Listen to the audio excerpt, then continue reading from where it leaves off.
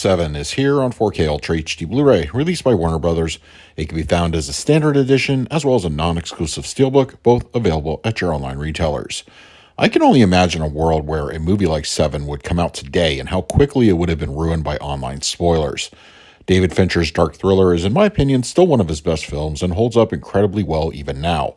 There is a timeless quality to it, with excellent performances and a smartly written script. The film is moody, atmospheric, and still has a couple of the all-time biggest reveals in cinema.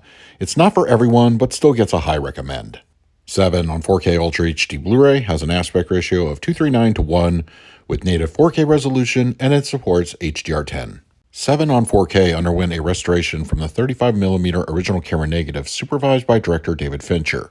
Unlike most movies that arrive on 4K, this particular iteration of the film on physical media was given some cosmetic changes as well by the film's director. Using some CGI and AI tools, Fincher made some tweaks that, in my opinion, are relatively benign and didn't detract from my experience one bit. Changes such as, but aren't limited to, adjusting a particular camera shot, adding clouds, fixing a burnt-out light in a sconce, etc.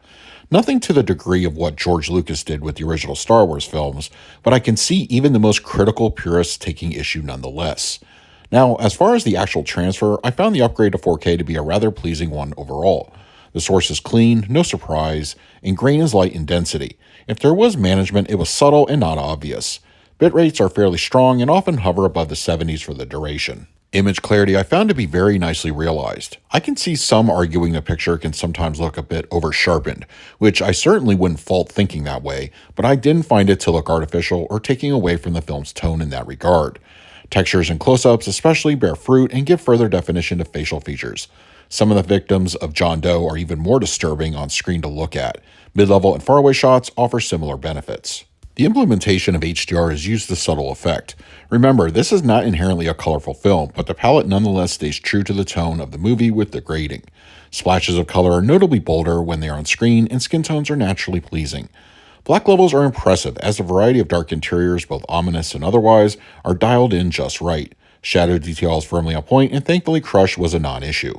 Se7en on 4K Ultra HD Blu-ray supports a DTS 5.1 audio mix. Word on the street is the film's audio went through a remaster process of its own, which I'm unable to confirm, though another thing that may bug some audiophiles is the apparent demotion of the Blu-ray 7.1 to 5.1 for the new 4K. Fincher himself seemed very involved with this 4K release, so I can't imagine this being a purposeful oversight, so what's presented is probably what was always intended. As such, the track now presents a more front-focused audio experience. Surround activity is mostly limited to beats of score, sparse weather effects such as rain, and the whirling of helicopters, especially in the film's final moments. So in short, those that prefer the more aggressive immersive elements from the previous Blu-ray 7.1 will probably be disappointed here. Up front, however, the energetic track we all remember is alive and well. In-film action is lively and punchy. The scene inside the club where the lust victim is found is overpowering and robust.